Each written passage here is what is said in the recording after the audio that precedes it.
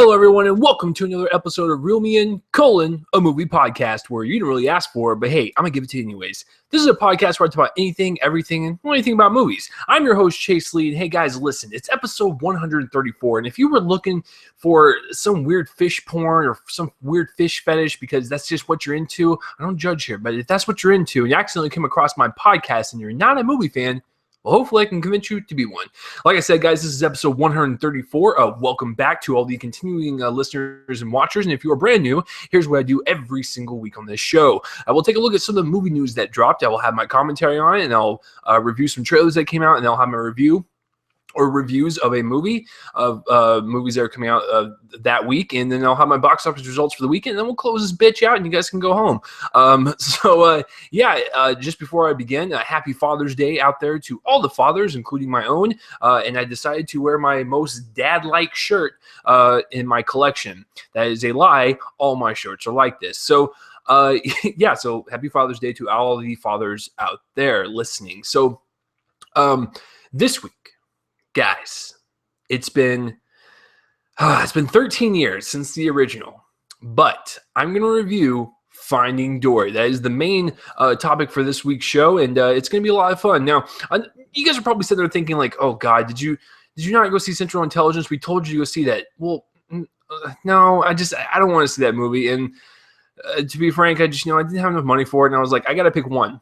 And I'm going to go for Finding Dory. So that's exactly why I went with this one and not Central Intelligence. So I could probably review Central Intelligence from the trailer, and we'll just leave it at that. So, and then before we begin, if you are watching on YouTube and you want an audio-only version of the podcast, link will be in the description below. And if you're listening on Spreaker, iHeartRadio, iTunes, or SoundCloud, and you want a video version, link will be in the description below.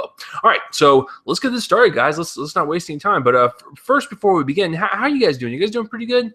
You guys have a pretty good week. It's been a very hot week in Texas, but that is no different from any other fucking week because this state likes to just be all over the place in terms of its weather patterns.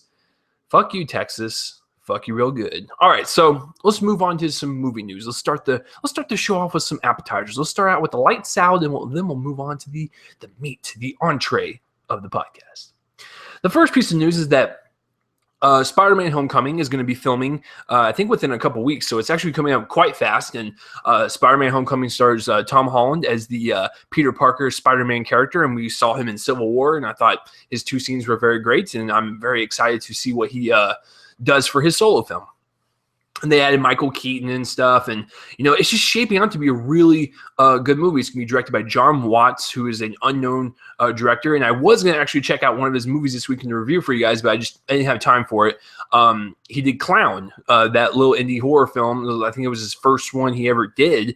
That released on iTunes this week, available for rent. So I kind of wanted to check it out to see kind of his directorial style for Spider-Man Homecoming. But like I said, I didn't have time. They are shaping this cast up to be really, really good. The news this week is that they added 3 different names.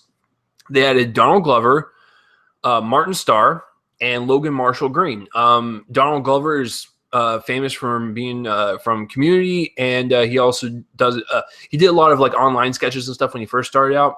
Then we have Martin Starr, who is one of the funniest dudes out there. He's in almost all Judd Apatow films in some way, shape, or form.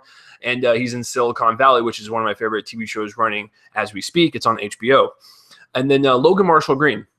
This is the guy from Prometheus. He was kind of like I'm not going to lie, he was kind of the weaker part of Prometheus, but I still think he's a very solid actor. And if you have any hesitation of Logan Marshall Green, go see The Invitation. I cannot stress this enough.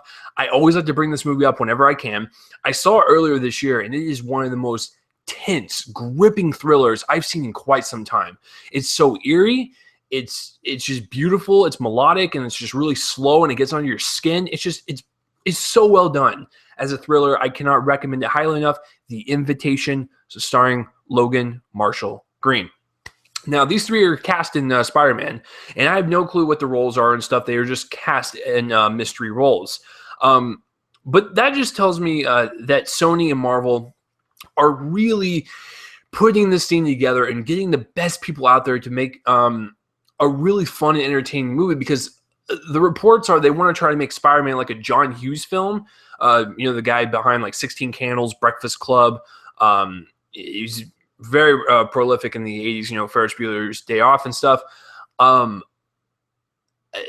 fact that they're adding all these people, that means they're really sticking true with that tone, that really kind of like light, fun vibe type of romp, I guess you would see from a John Hughes movie. And adding these 3 people is great. Adding talent is never a bad thing. Martin Starr is really great with improv. Donald Glover is as well. And then Logan Marshall Green is a fantastic actor. Like I said, the invitation. If you have hesitations on that guy because of Prometheus, I understand it. I don't know why, because I like Prometheus, but I understand it because not a lot of people like Prometheus. But the invitation will turn you around. So the fact that these 3 guys are in it just makes me even more excited. And then with Michael Keaton and Tom Holland as Spider-Man, this is shaping out to be one of my most anticipated Marvel movies of next year. All right, the next piece of news is that Steven Spielberg, the Spielberg himself, the Spiels, the Spielbergy, I will find a different nickname for him. So he wants to do his passion project. Now, I'm sure Steven Spielberg has plenty of passion projects. I'm sure he just wakes up every morning and just like, I got like 50 projects on the mind. I get that. So the news is that he wants to do one of his like really, really passion projects, and that would be remaking West Side Story. Now, West Side Story is a classic film from, I forgot what year because I'm an idiot and I don't know my shit. I'm sorry. All right, bye guys. I don't know anything about movies. I'm out. No, I forgot what year it was, but I know it's a classic movie. Everyone loves it. It is beloved by everyone. A lot of people would probably look at this and go, oh shit, they're remaking that and stuff, because I haven't seen West Side Story since college, so it's been a very long time, so I can't really judge on like if I liked it or not, because like I said, I haven't seen it in like 7 years. But if you ask anyone like, what do you think of West Side Story, most people will be like, oh, I really like that movie or whatever. So when people hear, oh god, they're going to remake this, your automatic response is to be like, no, don't fucking do that. Listen, I'm not going to be a hypocrite because I will do the same thing for some movies. I'll be like, why the fuck are they remaking that? And then I watch the movie and I'll be like, that was garbage, or it wasn't bad. But here's the exception. Steven Spielberg. Now listen, I think he's one of the best directors that we've ever had. Like if you want to make a list of directors that are very prolific in the industry, Steven Spielberg would be one of them. This guy's done everything. When you think of, family sci-fi films like E.T., horror films like Jaws, periodic dramas like Schindler's List, a really cool action sci-fi horror adventure in Jurassic Park, or Close Encounters of the Third Kind, another alien movie. You have War Horse, you have The Terminal, you have Catch Me If You Can, you have Tintin, which I really like, by the way. That was kind of like his last big hit. And of course, Lincoln and stuff. This guy has put his hands in almost every single category you can think of in terms of film genres and whatnot. So the fact that he's really passionate and kind of outspoken that he wants to do this, that's kind of cool. And I really respect that. And if Steven Spielberg says, this is my passion project, I've been wanting to do this for years, you got to trust the dude because he's made a lot of great movies. Now, I know not all of them are like fantastic. Some of them are just so-so. But for the most part, the guy creates classics for the most part. He creates movies that you do remember. Regardless of what you thought of Lincoln, what do you remember? Daniel Day-Lewis's performance. Jurassic Park, what do you think of? He was like almost every single scene that a dinosaur is in. When you think of Schindler's List, I think of the very beginning when some of the Jewish people are trying to escape the Nazis or whatever inside their towns. But Steven Spielberg always creates good movies, in my opinion. I haven't seen a Steven Spielberg movie yet where I'm just like, oh, that was awful. And maybe I'm wrong. Maybe there's one out there that I've missed, but I've liked all this stuff for the most part. And some of them are even my favorite movies of all time, like Jurassic Park and E.T. and Schindler's List. The guy just knows what he's doing. I think if he wants to do this, I trust him. But yeah, if someone else was making it, like McG, the director of Charlie's Angels and Charlie's Angels 2 and Terminator Salvation, I'd be like, probably shouldn't do that, Hollywood. But it's the fact that it's Steven Spielberg, it makes me feel a little bit more at ease. All right, the next piece of news is that Margot Robbie, because I always like bringing her name up anytime I can talk about her, because she is a beautiful, talented actress, up and coming in Hollywood. Her first first breakout role was in Wolf of Wall Street with Leonardo DiCaprio. And a lot of people will point out, like, oh, you just like her because she was fully nude in the movie. That's a bonus, but she was really good in the movie. She went toe-to-toe with Leonardo DiCaprio, and that's fucking hard to do. Leonardo DiCaprio is one of the greats out there, and the fact that you went toe-to-toe with him, that's pretty fucking awesome. So she's growing as an actress, and, you know, she was in Focus last year. I recently saw Focus, like, earlier this year. It was okay. I mean, it wasn't, like, there were sequences that were really great, but overall, it was just like, yeah, it was okay. It kind of fell apart towards the end, but, you know, that's neither here nor there. And, of course, she's going to be in Suicide Squad and The Legend of Tarzan. She's kind of just blowing up all over the place, and I really like that. I like that she's kind of branching out her career and whatnot, and really just kind of going places, you know, because she starts out in a Scorsese movie. Now she's going to be in a superhero movie. She was in a movie with Will Smith. She's going to be in a Tarzan movie. Like, she's just kind of going all over the place, and I kind of like that. She's diversifying her career in her early stages of it. Speaking of diversifying, the news is that she's going to play Tonya Harding in a biopic, and Tonya Harding is the Olympic ice skater, the figure skater or whatever. I don't watch the Olympics. I don't know. I don't know sports. No, but I do know that she's a figure skater. And I don't know the whole story, but I know that, like, you know, she broke her legs or whatever. And, you know, there was something behind that and whatnot, as if to like, you know, did someone like go out for her and like try to take her down so they can, you know, get the gold medal and not her and stuff. So I don't know the whole story, but the fact that she's going to do this and kind of play like an iconic figure in sports, I think she's gunning for that Oscar, and there's nothing wrong with that. I'm glad that we finally get to see, like, Margot Robbie, like, bare bones. She is the lead. She gets to carry the movie and really kind of show us even more of her acting chops than she did in Wolf of Wall Street or what she's going to do in Suicide Squad. So I'm kind of really excited to see her take on this iconic character and just really kind of make it her own and just deliver a great performance. That's what I want to see from her, is a great performance, to see her just kind of expand her career, because there's nothing better than an actor or actress can do than take as many roles as possible that look good in the beginning of their career and just kind of do different things, so we can kind of get like a feel of like what they're best at and what they're not so good at. So yeah, this is just great news all around. I want to see her kind of branch out and stuff. And I think Margot Robbie's a very talented actress, and she's a gorgeous woman, but I'm just excited to kind of see where she kind of goes with her career and stuff. And hopefully Suicide Squad's a hit as Harley Quinn, and we'll get to see a sequel from that. And speaking of like sports figures and stuff, this casting Margot Robbie as Tonya Harding is perfect casting, kind of like with Shia LaBeouf a couple weeks ago when he got cast as John McEnroe, the the tennis player that was that famously you know, throws temper tantrums and throws his racket across the court. So that's like genius casting too. So it looks like Hollywood is on point with their sports casting.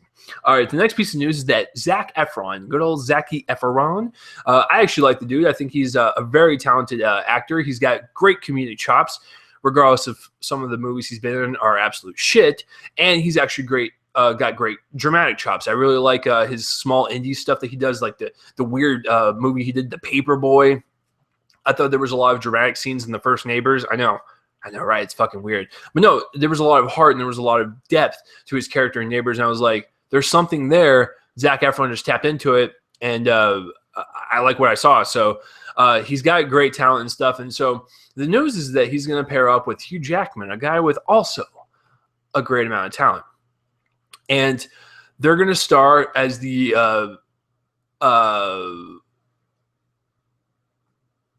what is it? The Ringling Brothers, Barnum and Bailey. I forgot their names for a second. I was like, what the fuck? And I even had it written down too. Yeah, you know, the circus act of the greatest show on earth or whatever. They're gonna play the brothers, and I think that's kind of also great casting as well, because Hugh Jackman has a background in, singing and performing and stuff. He is a performer, and so does Zac Efron from his High School Musical days and stuff. So they're both performers, and the fact that they're going to bring that persona and that gravitas to two famous performers within the circus environment, I think is genius. And I'm really looking forward to see like what kind of tone they go with it and stuff. And it could be something like, if it's really serious and dramatic, that it could be an Oscar contender, or it could be just, a really fun like musical or just a comedy. I don't know what they're going to do with it, but I'm actually really excited to see kind of this pairing and stuff, because Hugh Jackman, he can do no wrong. I always like everything he's in. Same with Zac Efron. I give him many, many chances and stuff to prove himself. And you would think on the surface it's a weird pairing, but when you really think about it, like two performers playing two performers in the circus world makes sense, man. And they kind of look the same. They got, like that kind of model look in their face, and they got, the brown hair. So there you go. That's my justification on why they look the same, because apparently I'm good at that. So that's that piece of news. And the last piece of news, guys, is that if you are a fan of Wicked, guess what? It's coming to the theaters as a movie in the winter of 2019. Now, you're probably thinking to yourself, that's a long fucking time, man. Yeah, it is. And to be frank with you, I've never seen Wicked on the stage or whatever, but I remember reading about it and stuff, and it's just a really popular play, kind of like the Book of Mormon, that just kind of shot off into the stratosphere and just became popular overnight. I'm actually surprised they haven't done a movie adaptation years ago. So this is actually really shocking to me that it's taken them this long, but I really don't care. I'm not like the biggest musical fan, but I'm just saying this for all you fans out there of Wicked that want to see a movie version. Guess what? You're going to get it in the winter of 2019. Well, that will do it, guys, for the movie news, guys. So what was your favorite news story? I got to say that I'm kind of like digging all the casting stuff, with Spider-Man Homecoming and the Barnum Bailey circus guys, and Margot Robbie as Tonya Harding. Hollywood's on point with their casting game this week. I'm kind of impressed. So let's move on to some trailers, guys. There was a few of them that dropped. I'm gonna start with Moana, and you're probably thinking to yourself, dear God, this came out like a week ago. Why are you talking about it? It literally came out like 2 hours after I got done recording last week's episode, so I got to talk about it this week. And plus, it played in front of Finding Dory and stuff, and I kind of got like an audience reaction, kind of gauged it and stuff from the crowd and see like how people responded to it. Moana stars Dwayne The Rock Johnson. He voices, a humongous version of himself, and then it's set in Hawaii and stuff. I don't know much about it because it was a teaser, but from what I gathered from the teaser, it was fun, it was cute, it was charming, and it looks like it's got some really great, breathtaking animation. And I can't really ask for anything more, especially from Disney, when their animation game is just getting better and better and better. But Moana looks like a lot of fun. It comes out, I think, December of this year or November. It's definitely the later half of this year. But as far as like the teaser goes, I thought it was charming. I thought it was cute and stuff. And I actually am really looking forward to it, because Dwayne Johnson, the guy, is just charismatic as a mother F. So just hearing him voice his character in this trailer and have him just be really excited through the voices and or the voice capture and stuff, you could tell that he was really excited. He brought his personality and his charm and his charisma to this character, and it really shows in the teaser and stuff. So I'm kind of excited for it. But on the flip side, the second trailer that dropped, I am not looking forward to, and that's Pete's Dragon. This is the other Disney movie. Disney, dear God, they're releasing like 20 movies a year. This might be the one where I go, not going to see it. This and the BFG, I'm just really kind of skeptical about. It's not because they don't look good. It's just I'm really not that interested in it. But Pete's Dragon, it just looks average to me. It just looks just blah. This little boy that roams in the jungle, lives in a tree and comes in contact with a giant green dog that Shrek would own. Listen, it's supposed to be a dragon, but every time I see the fucking dragon, it looks like a giant furry dog that just got lost out of like some weird nuclear plant. And I don't know. I don't like to look at the dragon. I I'm not that interested. It just doesn't look that good. I don't care. I think that's the biggest thing is I do not give a flying fuck about Pete's Dragon. The effects look cool. It's just that's not a fucking dragon, yo. Like even the older version with the pink ass dragon, that was more of a dragon than whatever the fuck this thing is. This dog looking tree creature. So I really don't care about this one, but it's out there if you want to go watch it. The next trailer I want to talk about is let's roll on that kid train again and let's do Storks. And this is the Andy Samberg voiced movie. He plays the main stork. Kelsey Grammer is in it, and a bunch of other actors and actresses that I forgot all their names. But Storks is about, the stork, a business of, carrying the baby to the parents or whatever. They're going to quit that business and basically become Amazon. I thought it was okay. It was definitely better than Pete's Dragon, that's for sure. There was a couple times where I kind of like smirked and kind of laughed at some of the jokes or whatever, but in the competitive market of all the animated movies, this just doesn't look like it's going to be up to par. And I don't know if the reviews are good, I'll go see it, but I'm just not like, super pumped to go see it. The animation looks fine. It looks like it'd be good for kids and stuff. Excuse me. It's an interesting concept and a premise and stuff, but most of the jokes fell flat. And I think that's kind of a problem when you're trying to appeal to kids and their parents that have to take them to this shit. So, if you have a pretty funny anime movie, like a Lego movie or something, you can keep the adults and the kids entertained. But from this trailer, I didn't see that. All right. The next trailer I want to talk about is Rob Zombie's 31. Now, if you don't know what this is, yeah, go watch that trailer. It's basically about a bunch of, I think, clowns or like circus people that get kidnapped and basically tortured. And they have to find their way out. Or it could be, or it's vice versa. I forgot. It's either people get captured by clowns and they're being tortured or vice versa. Either way, it's a horror film, a survival, gory horror film from the Rob Zombie.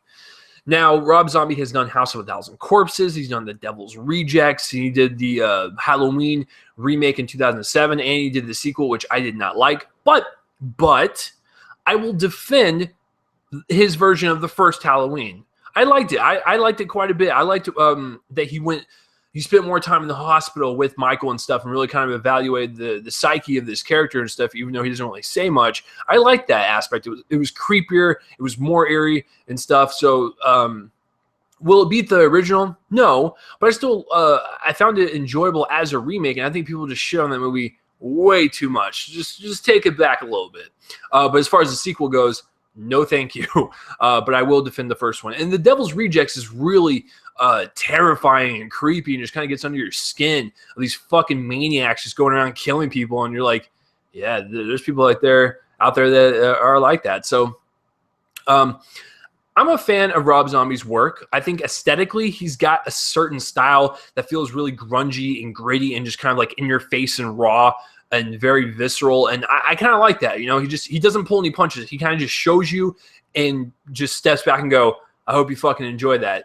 And the thing with 31 is the trailer, I really liked. I thought the cinematography was just dark. It was gritty and kind of beautiful at the same time. And it looks like a pretty good little gory horror film. I love gore horror. And what's funny about this story is that this film actually got slapped with an NC-17 rating twice. So that means Rob Zombie had to go back and cut it twice just to get it down to an R rating. So when I do watch this movie in theaters around Halloween, which I'm super excited for. I love when horror movies come out around Halloween time. Hopefully when the Blu-ray comes out or whatever, they'll have the director's cut or whatever, and it's the full NC-17 blowout freak fest of just blood, gore, and just all around happiness. But it looks kind of creepy, gory, and violent, and I like that shit. I love that type of horror movies, but I also like psychological movies. I love thriller horrors. I love all types of subgenres of horror because there's just so many out there, and I realize that not every single one of them is going to hit with certain people, but I think this one looks pretty damn good as a fan of Rob Zombie's work, except for Halloween 2.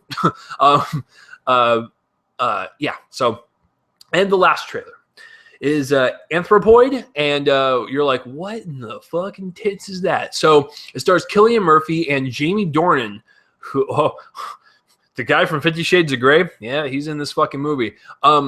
Basically, it's about Cillian Murphy and Jamie Dornan going to assassinate the right-hand man of Hitler. I forgot what his name was, but he's like the person right below Hitler, so they feel like if they kill him, then they can climb up the ladder and kill Hitler and stuff. It looks like a really cool kind of period piece thriller and stuff. So I'm actually looking forward to this movie. I didn't know what to expect from the trailer, but it looks really cool. It looks interesting. I'm a sucker for anything World War II and Holocaust. I know that sounds really shitty to me, but I find that time of history not only horrifying and absolutely god-awful, but it's also very interesting to see as a species, like, how did we get to this point? How did we let someone do this? Like, that shit just fascinates me. So I'm a sucker for anything World War II and like Holocaust related and stuff. That's why Schindler's List is one of my favorites. But yeah, this one looks really fun. And you're probably thinking to yourself, how was Jamie Dornan in the trailer? Because all I know is Jamie Dornan from 50 Shades of Grey, and he was downright awful. Now, I like Cillian Murphy quite a bit. You know, Red Eye, he was really creepy in, and he played Scarecrow in Batman Begins. He was also in Inception. Like, he's in a lot of Christopher Nolan movies, but Cillian Murphy is starting to really just kind of come into his own and be a really great actor within his own right.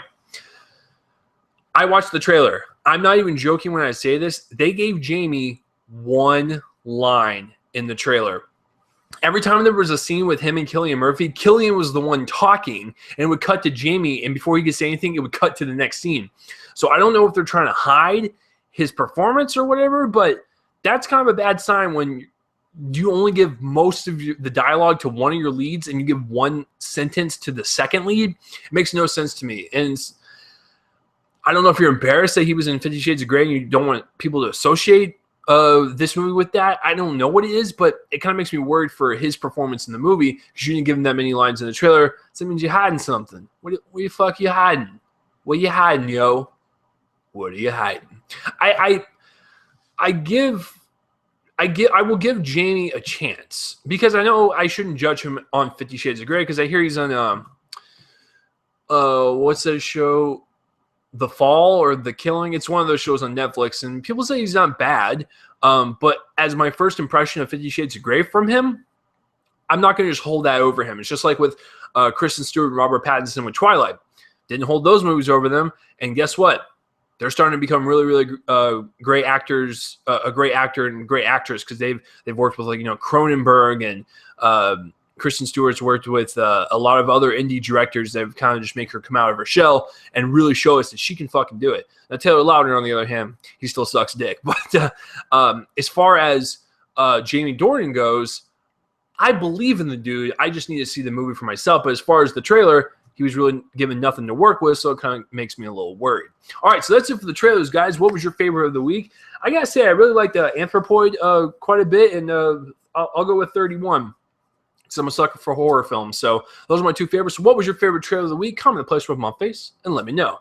All right, guys, the appetizers are out of the way. The salad's out of the way. The first course is out of the way. Now let's get into the main course. The main course, the entree, if you will, the meat of the podcast, and that would be Finding Dory. Now, I have to be honest with you guys. I am not the biggest fan of Finding Nemo. It's not even in my top 5 Pixar films, but I enjoy it quite a bit. I was 13 when it came out, and I remember when it came out on DVD and stuff, every time when we were in school and we had like a movie day, everyone would suggest Finding Nemo, and that's what we would fucking watch all the time in 8th grade and stuff. And I'm just like, guys, come on, can we pick something different, please? So yeah, I was a teenager when it came out, and I really enjoyed it. And I wasn't like super excited for Finding Dory, but the more trailers I watched and stuff, and the more TV spots, I'm like, okay, I can get behind this. It looks cute and looks charming and stuff. And was I right? Yeah, it was pretty good. It wasn't great or anything, but it absolutely was not terrible. It was pretty good. It was very good. So yeah, let's get real and break this down. All right, so let's start with the writing and the directing. As far as the story goes, having Dory find her parents, instead of retreading the first story of, Marlin finding Nemo with the help of Dory and stuff, I found that really kind of charming and stuff, because they show a lot of flashbacks with Dory as a little baby fish or whatever with her parents, which are brilliantly played by Eugene Levy and Diane Keaton. And we kind of see a little bit more of her backstory and stuff, and just how difficult it is for her with the short memory loss, but knowing that she has loving parents, and those parents tell her that she can do anything if you set your mind to it. Like, just keep swimming, Dory. And so I thought the writing was actually really, really strong in this one versus Finding Nemo, because you have a lot of those kind of like emotional moments between Dory and her parents and stuff that kind of resonate with kids and stuff that watch the movie and go, you can do anything, little Jimmy or little Jenny. If you just set your mind to it, you can fucking do it. So I thought that message was really awesome for kids and stuff. And there was a lot of great emotional ties with Dory and her parents. So I really found those really effective. And of course, all the other characters and stuff are pretty great. They're really funny, and they add a lot to the plot and stuff. Everyone seems to work really, really, really well. And as far as the story goes, I think it's a really good story. It's really fun. It's exciting. It's emotional. It's got a lot going on in it that can appeal to both kids and adults. Here's a con with the writing, and this is why I'm going to down my score a little bit versus what everyone else is giving it. I thought the third act started to get somewhat ridiculous for me. Like, it was funny and there was a fun sequence, and you guys know what I'm talking about if you've seen the movie, but at the very end it got a little too ridiculous even for Pixar standards, and I was like, okay, I can't really suspend my disbelief with this, but I'll let it, like, it doesn't bother me that much, but it is a major downgrade in the score for me.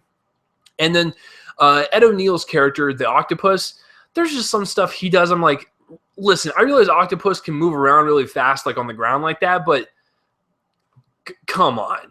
Are people not noticing this when they're at the water park and stuff? So anyways, those little elements of some of the story and the third act and stuff was a little too ridiculous for my taste. Even though it was really fun and entertaining, I got to knock it down for a little bit. As far as the directing goes, I thought it was really well crafted in terms of the story and the characters and just the way the environments looked. I loved going back in the ocean again. It just looks really authentic. You can feel the water every time when Dory or Marlin or Nemo are swimming in it and stuff. You see every little nook and cranny when you're in the water park. It just looks really beautiful, and like you feel like you just want to be in this environment. You want to be in the water with these fish and stuff. I thought the directors really kind of captured that and made it, like I said, enjoyable for kids and adults, and having the animation just kind of pop with that color, that deep, rich color that Pixar is used to. Acting-wise, I thought everyone was on their A game. Ellen DeGeneres, this is one of those voice castings where you don't see Ellen, or you don't hear Ellen. You hear Dory. You hear this character. She has become this fish that we know and love. Albert Brooks as Marlin, great casting and stuff. I always love him. And then all the supporting cast with like Ed O'Neill as the octopus, or Idris Elba as the seal. Genius. There's just a lot of people in this movie, a lot more than the first one and stuff, and I thought everyone was effective and stuff, regardless if I think some of their character actions are ridiculous and kind of unbelievable. I still enjoyed watching them, and Ed O'Neill as the octopus was definitely one of the standouts for sure. He was actually like one of the leads of the movie, and I thought his purpose was really real fleshed out and stuff. There's a lot of emotion there and stuff, and I bought everything that he did except for a few things. God, that whole fucking third act. So yeah, I thought all the voice casting was really great, but Ellen has definitely nailed down this role. If they do like a Finding Nemo 3 or whatever, I wouldn't mind her coming back. She's definitely the heartbeat of this entire franchise. Cinematography-wise, like I said, I love the fact that Pixar takes their time with their environments and stuff, and I like the fact that they go location scout and actually go out of the Pixar building and go to these places and see how these environments are, so they can write down notes, video record, whatever they have to do to make sure they bring back authentic material to do these environments. And the cinematography in Finding Dory is just as beautiful and melodic as Finding Nemo, and you feel like you're swimming with them. You can feel the water kind of hit you. You can feel the coral and the reefs, and the seaweed kind of like flapping in the ocean stuff, and you can see the sunlight, you can feel the heat and stuff, and I thought the water park looked really cool. It was just really, really well done, and the colors are just rich and they're vibrant. Cinematography is just it's great. Editing wise, I got to be honest with you guys. This is one of the fastest Pixar movies I have ever seen. This movie did not waste any time. We started out with Dory, Marlin, and Nemo back to where Marlin and Nemo stay, and within 5 minutes, Dory's like, I'm gonna go find my parents, and they go on this adventure. They did not waste any fucking time with this movie, and they would just go, go, go, go, go. But it was entertaining, and even in the slower emotional parts with that emotional weight, I never felt like it dragged. It was just like a breather, you know, like you're doing this fast-paced environment adventure, and then like you kind of slow down a little bit, and then you get back up on it and stuff. You know, it's like exercising. Of course, I wouldn't know because I don't fucking exercise because look how fat I am. But when you're like on the bike or whatever, when you're on the treadmill, you'll run for about 10, 15 minutes, and you'll kind of slow it down and you'll walk a little bit, and then you'll pick it up and do that again. That's what Finding Dory did in terms of the pace and how it was structured. But it was just so fast. Like I said, it just starts out right away. Doesn't waste any time, and it was so fast paced. That was one of the most well paced Pixar movies I've seen. So that's a huge plus, because when you have movies like this and you bring kids to it, kids don't have a long attention span. So when it's that fast paced and that entertaining, the kids are going to be locked in, and so are the adults. And I just thought it's just brilliant. So let's see what else. What else to talk about? What else? Oh, so I talked about this movie, and of course the Pixar short in front of it. It was Piper, and it was about this little bird on the beach, and it was one of the most cute, adorable little things I've seen in a Pixar short. Little Piper was just adorable to watch and kind of just really cool to kind of follow and stuff. And once again, this goes back to what I really liked about The Good Dinosaur was the environments and how photorealistic they looked. The Piper short, the way the grains of sand looked on the beach were so realistic. Every time when the little bird put his little foot inside the sand, I could see each individual grain, and it was just so beautiful. And so Pixar's environments, man, they're looking ridiculously realistic, and it's kind of scary. So yeah, I thought the short before it was really well done. Definitely better than the short before The Good Dinosaur. So yeah, it was just another cute, adorable short from Pixar. But overall, guys, I really like this movie. I enjoy it. I think it's very good, but that's as far as I'll go. Like I said, some of the stuff in the third act and some of the stuff that the octopus does is so out there and so ridiculous. I can't even believe it on Pixar standards. And for that reason, I'm going to go pretty high. I still like the movie. I don't think it's like great or like a masterpiece or anything, but I don't think it's dog shit either. It's just a very good movie, and I highly recommend it because I'm going to give Finding Dory a B+. So what did you guys think of Finding Dory, and what did you guys think of Finding Nemo? Did you like Finding Dory better or Finding Nemo better? Let me know all that stuff in the comments down below my face, and let me know. All right, guys, let's move on to the last bit of this podcast, and that would be the box office results. Now, I actually haven't checked it. This is all going to be fresh and new to me as soon as I refresh the page. Oh, shit. Okay, then. All right, so here's your box office results for the week in the top 5. Warcraft comes in at number 5 with $6.5 million. And it's doing really shitty over here domestically, but overseas it is killing it because its budget is $160, so it needs to make about $320. I want to say $330, $340 for marketing to break even. Worldwide right now, it's got $318. That's excellent. Domestic, it's got $37 million. It's pretty shitty, but worldwide or foreign, it's got 280. So it's really popular in China right now and kind of overseas and stuff. So that's what's going to basically carry it over to make a sequel. Number 4 is Now You See Me 2 with $9.6 million. Its budget is unknown. Domestically, which is the U.S. and Canada, $41 million, and worldwide it's made $91 so far. So good for you. I'd have no desire to see that or the first one. Number 3 is The Conjuring 2 with $15.5 million. Yeah, it's so fucking awesome. I love The Conjuring 2 so much, and I like the first one a lot as well. Its budget is $40 million, so to double that, you're looking at 80 plus marketing. I'm going to say $100 million just for shits and giggles to break even. Right now, worldwide, it's made $187. these Conjuring movies, man, they're fucking box office giants. Because if you want to look at the first one, what did the first one make? I'm not loving it. All right, so the first Conjuring, its budget was $20 million, and worldwide it made $318. So it was a monster hit back in the day. Yeah, the Conjuring 2 is making it's on its way up there. Okay, so the two movies that came out are the top two spots. You already know what number one is, but how much did it make? We'll get to that in just a second. Number two is Central Intelligence with 34.5. I actually thought that was a little higher than it should have gotten. Listen, I like Kevin Hart quite a bit, and I'm not getting tired of him yet, but after seeing Ride Along 2, might want to reconsider. And, Dwayne Johnson, I'm a huge fan of because I think he's got that charisma and that personality, but Central Intelligence does not look good. Its budget is $50 million, so it needs to make about 100. I'm going to say 120 with marketing to break even. Domestically, it opened okay, I guess, 34.5. And then worldwide numbers, 41. So it's about halfway there to breaking even. So I don't know how it'll do, considering the fact that we have like 3 or 4 movies coming out every single Friday. And number one is Finding Dory. But how much? I'm actually shocked to report and to say it made just as much as Deadpool's opening weekend. Maybe a little more. I forget what the exact number is, but it's around the same amount. Finding Dory made $136 million this weekend. Holy dick.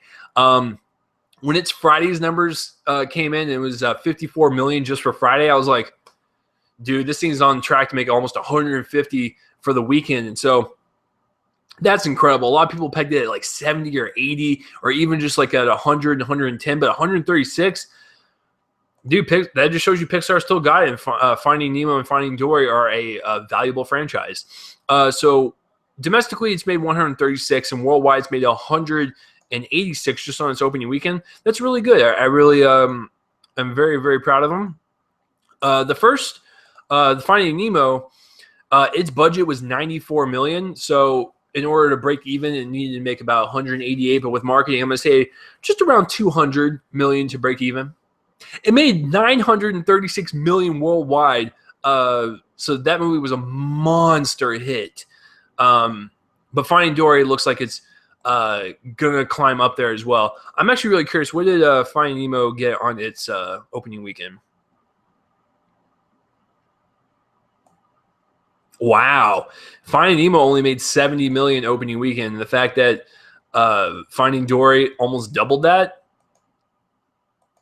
that's pretty fucking dope, man. So I'm really happy for it. Congratulations, Finding Dory. You are a very good Pixar movie, and I would recommend it to anyone. Well, that will do it, guys. That is this week's episode for Real Me and Colin, a movie podcast. Hey, listen, next week for episode 135, I don't know what's coming out, so you know what? This is live. I'm going to do it with you guys.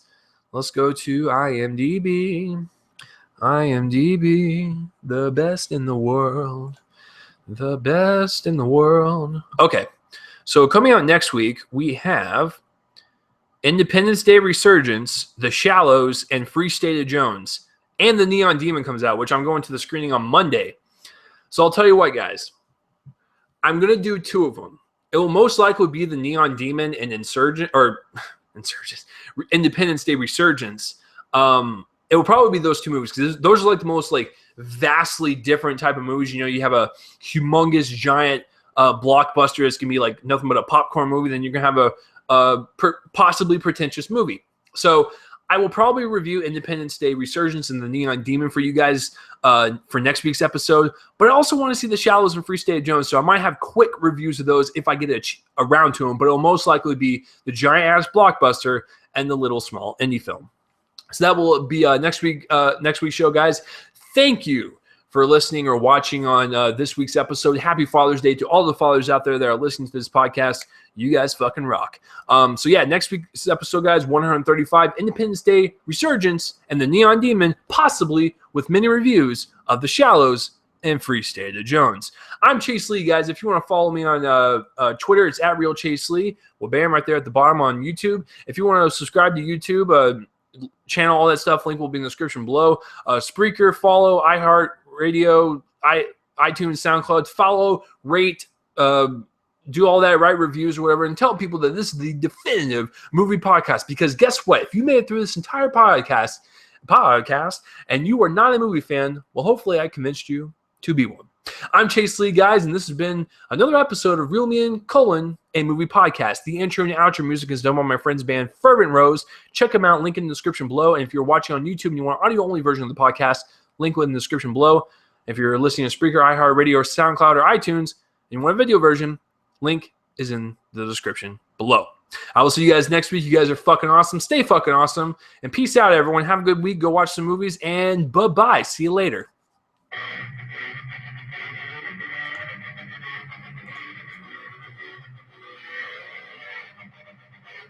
See you guys later.